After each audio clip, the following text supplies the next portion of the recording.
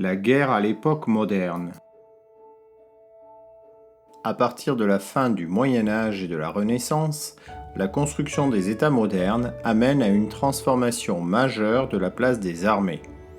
Elles sont désormais permanentes, nombreuses et obéissent directement au roi. Les rois sont les chefs des armées et utilisent la force pour mettre en place leur politique, notamment extérieure. On parle alors de guerre classique, guerre régulière et interétatique. Elle oppose deux États après une déclaration de guerre et s'achève par la signature d'un traité de paix. L'enjeu des conflits est alors de gagner des territoires et ou en puissance. Les conditions techniques de la guerre sont marquées par l'avènement de la puissance de feu. Si celle-ci naît au Moyen Âge, sa généralisation date de l'époque moderne. C'est le dernier argument des rois selon Louis XIV. Le tir par salve impose aux troupes une rigoureuse discipline collective qui transforme les tactiques et les cultures militaires. L'arme à feu modifie tout aussi radicalement la guerre sur mer. Les navires s'adaptent à la suprématie du feu par l'aménagement sur le flanc de sabords permettant d'aligner de nombreuses pièces d'artillerie. Des vaisseaux embarquant plusieurs dizaines de canons, parfois même plus de 100, deviennent de véritables forteresses flottantes. Le XVIIe siècle est marqué par une grande guerre, la guerre de 30 ans, de 1618 à 1648. La guerre de 30 ans a opposé le camp des Habsbourg d'Espagne et du Saint-Empire, soutenu par la papauté, aux États allemands protestants du Saint-Empire, auxquels étaient alliées les puissances européennes voisines à majorité protestante, Provinces-Unies et pays scandinaves, ainsi que la France qui, bien que catholique et luttant contre les protestants chez elle, entendait réduire la puissance de la maison des Habsbourg sur le continent européen.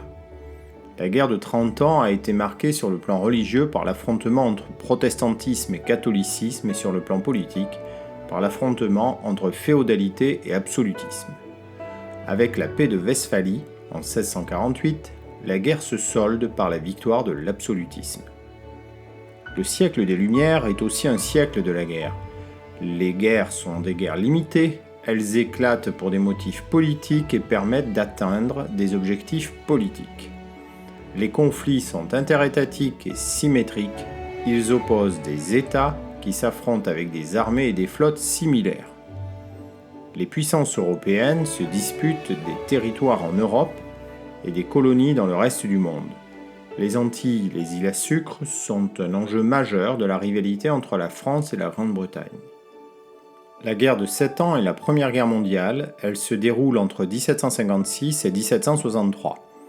Deux coalitions, Grande-Bretagne, Prusse et Portugal d'un côté, France, Autriche, Russie et Espagne de l'autre, s'affrontent en Europe, en Amérique et en Asie. Si elle a cette dimension planétaire, la guerre de 7 ans reste cependant une guerre classique que les États savent arrêter quand ils ont atteint leur objectif politique. Ainsi, en 1763 est signé un traité mettant fin à la guerre, c'est une défaite pour la coalition menée par la France. Les guerres révolutionnaires et napoléoniennes se rapprochent de ce que Clausewitz appelle la guerre absolue. En 1792, la France est envahie par l'Autriche et la Prusse qui tentent d'écraser la révolution. 200 000 volontaires prennent alors les armes pour sauver la patrie en danger. Napoléon poursuit les guerres révolutionnaires en exportant les valeurs de la Révolution dans toute l'Europe et en combattant les autres souverains. Dans cette période, le recours à la conscription et l'affirmation du sentiment national donnent à la guerre un caractère nouveau.